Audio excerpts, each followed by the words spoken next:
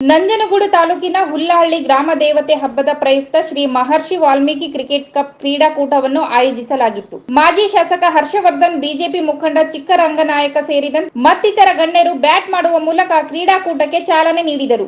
ಬಳಿಕ ಮಾಜಿ ಶಾಸಕ ಹರ್ಷವರ್ಧನ್ ಹಾಗೂ ಜಿಲ್ಲಾ ಪಂಚಾಯಿತಿ ಮಾಜಿ ಸದಸ್ಯ ಚಿಕ್ಕರಂಗನಾಯಕ್ ಮಾತನಾಡಿ, ಮನುಷ್ಯ ಉತ್ತಮ ಆರೋಗ್ಯವಂತನಾಗಿರಬೇಕಾದರೆ ಯಾವುದಾದರೂ ಕ್ರೀಡೆಗಳಲ್ಲಿ ತೊಡಗಿಸಿಕೊಳ್ಳಬೇಕು.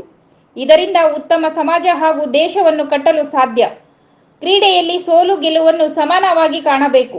ಗೆಲುವಿನಿಂದ ಬೀಗಬಾರದು ಹಾಗೂ ಸೋಲಿನಿಂದ ಹತಾಶರಾಗಬಾರದು. ಅಯೋಧ್ಯೆಯಲ್ಲಿ ರಾಮ ಮಂದಿರ ನಿರ್ಮಾಣವಾದ ನಂತರ ವಿಶ್ವಾದ್ಯಂತ ಶ್ರೀರಾಮನ ನಾಮಸ್ಮರಣೆ ಜಾಸ್ತಿಯಾಗಿದೆ. ಇದಕ್ಕೆ ಶ್ರೀ ಮಹರ್ಷಿ ವಾಲ್ಮೀಕಿ ಅವರೇ ಕಾರಣ. ಅವರ ಹೆಸರಿನಲ್ಲಿ ಕ್ರಿಕೆಟ್ ನಡೆಸುವ ನೀವು ಅವರ ತತ್ವ ಆದರ್ಶಗಳನ್ನು ಪಾಲಿಸಬೇಕು ಎಂದರು.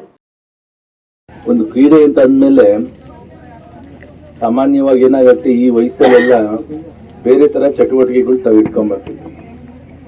ಈ ಕುಡಿತಕ್ಕೆ ಒಳಗಾಗಂಥದ್ದು ಮತ್ತೊಂದು ಈ ತರ ಎಲ್ಲ ಸ್ವಲ್ಪ ದೂರ ಇರುತ್ತೆ. ಸೊ ಇದೊಂದು ಕ್ರೀಡೆ ಅಂತ ಏನು ಅಂತಂದ್ರೆ, ಈ ಕಡೆ ನಿಮ್ಗೆ ದೈಹಿಕವಾಗಿ ಮಾನಸಿಕವಾಗಿ ಒಂದು ಶಕ್ತಿ ತುಂಬಿಸಂತದ್ದು ಇರುತ್ತೆ. ಆಮೇಲೆ ಇಲ್ಲೆಲ್ಲ ಒಟ್ಟಿಗೆ ಸೇರಿದ್ರೆ ಎಲ್ಲ ಪರಿಚಯ ಆಗ್ತೀರಾ, ಒಳ್ಳೆ ಸ್ನೇಹಿತರು, ಒಳ್ಳೆ ಫ್ರೆಂಡ್ಸ್ ಎಲ್ಲ ಇದಾಕಿರ್ತೀರ.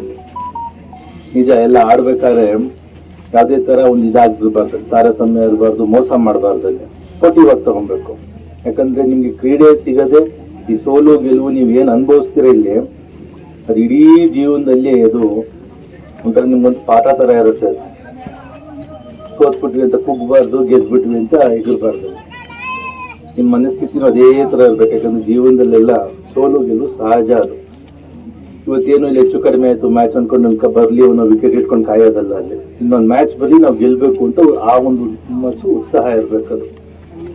ಸೊ ಹಾಗಾಗಿ ನಿಮ್ಗೆಲ್ಲರಿಗೂ ಕೂಡ ಶುಭ ಹಾರೈಸುತ್ತಾ, ಇವತ್ತು ನಮ್ಮ ಕಾರ್ಯಕ್ರಮಕ್ಕೆ ಆತ್ಮೀಯರಾದಂಥ ಮತ್ತೆ ನಮ್ಮ ಮಂಡಲ ಅಧ್ಯಕ್ಷರಾಗಿರುವಂಥ ಮಹೇಶ್ ಅವರು, ಯಾಕಂದ್ರೆ ಮಹರ್ಷಿ ವಾಲ್ಮೀಕಿ ಹೆಸರಲ್ಲಿ ಇವತ್ತು ನಾವು ಏನು ಈ ಒಂದು ಕ್ರಿಕೆಟ್ ಪಂದ್ಯಾವಳಿ ಆಡ್ತಾ ಇದ್ದೀವಿ. ಇವಾಗೆಲ್ಲ ನಿಮ್ಗೆ ಗೊತ್ತಿದೆ ಮಹರ್ಷಿ ವಾಲ್ಮೀಕಿಯ ಮಹತ್ವ ಏನಾಗಿದೆ ಅಂದ್ರೆ, ರಾಮ ಜನ್ಮಭೂಮಿಯಲ್ಲಿ ಇವತ್ತು ಶ್ರೀರಾಮನ ಪ್ರತಿಷ್ಠಾಪನೆ ಏನಾಗಿದೆ ಅದು ಅವ್ರದೇ ಒಂದು ಕಲ್ಪನೆಯಿಂದ ಇವಾಗ ಆಗಿರೋಂಥದ್ದು. ಇಡೀ ಜಗತ್ತಲ್ಲಿ ಶ್ರೀರಾಮಚಂದ್ರ ಯಾರು ಅಂತ ನೋಡಲ್ಲ, ಹಿಂದೆ ಆ ಸೃಷ್ಟಿಕರ್ತ ಯಾರು ಅಂತಂದ್ರೆ ಅದು ಮಹರ್ಷಿ ವಾಲ್ಮೀಕಿ ಬರ್ತಾರೆ. ಒಂದು ಆದರ್ಶ ವ್ಯಕ್ತಿ, ಆದರ್ಶ ಪುರುಷನ ತಗೊಂಡ್ಬಂದಿರೋಂಥಕ್ಕಂಥದ್ದು. ಸಮುದಾಯಕ್ಕೆ ಸೇರಿ ಸಮುದಾಯದ ಹೆಸರನ್ನ ಇವತ್ತು ಮುಂಚೂಣಿ ತಗೊಂಡೋಗಿರುವಂಥದ್ದು. ಬರೀ ನಾವು ಶ್ರೀರಾಮಚಂದ್ರ ಶ್ರೀರಾಮಚಂದ್ರ ಅಂತ ಜೈ ಶ್ರೀರಾಮ್, ಜೈ ವಾಲ್ಮೀಕಿ, ಆಮೇಲೆ ಜೈ ಶ್ರೀರಾಮ್. ವಾಲ್ಮೀಕಿಯಿಂದ ತಾನೇ ಮಹರ್ಷಿ ವಾಲ್ಮೀಕಿ ರಾಮಾಯಣ ಆಗಿದೆ. ಹಂಗೆ ನೀವು ನಿಮ್ಮ ಇದನ್ನ ಹಿನ್ನೆಲೆಯನ್ನು ಮತ್ತೆ ಮಹರ್ಷಿ ವಾಲ್ಮೀಕಿಯನ್ನ ಏನು ಜೀವನದಲ್ಲಿ ಅವ್ರೇನು ತತ್ವ ಸಿದ್ಧಾಂತಗಳು ಏನು ಅಳವಡಿಸ್ಕೊಂಡಿದ್ದಾರೆ ಅದೇ ತರ ಅಳವಡಿಸ್ಕೊಳ್ಳಿ. ಆಗಲ್ಲ ಅಂತಕ್ಕಂಥದ್ದು ಅವ್ರ ಜೀವನದಲ್ಲಿ ಇರಲಿಲ್ಲ. ಪದಾನೇ ಬರ್ತಾ ಇಲ್ಲ. ಮರ ಮರ ಮರ ಅಂದ್ರೆ ರಾಮ ರಾಮ ಅಂತ ಪ್ರಾರಂಭಕ್ಕೆ ಒಂದು ದೊಡ್ಡ ಅದ್ಭುತವಾದಂಥ ಕತೆ ಬಂತು. ಆಮೇಲೆ ಅವ್ರ ಹಿನ್ನೆಲೆ ನಿಮ್ಗೆ ಗೊತ್ತಿದೆ ಏನಾಗಿದ್ರು ಅಂತ. ಒಂದು ಕ್ಷಣದಲ್ಲಿ ಅವೆಲ್ಲ ಬಿಟ್ಬಿಟ್ಟು ಏನಾದ್ರು ಅಂತಕ್ಕಂಥದ್ದು.